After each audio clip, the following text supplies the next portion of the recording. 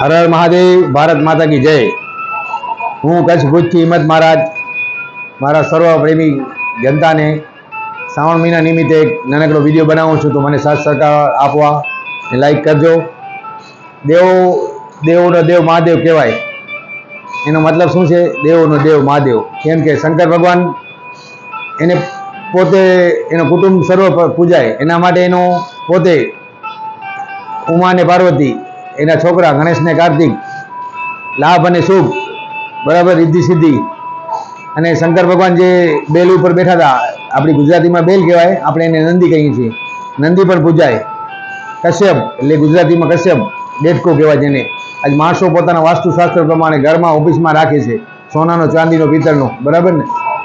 પછી શંકર ભગવાનનો જે આભૂષણ હતો, શંકર ભગવાનના ગળામાં જે નાગ દેવતા, એ પૂજાય। એટલે શંકર ભગવાનના સર્વ બધે પૂજાય। ભારત માતા કી જય।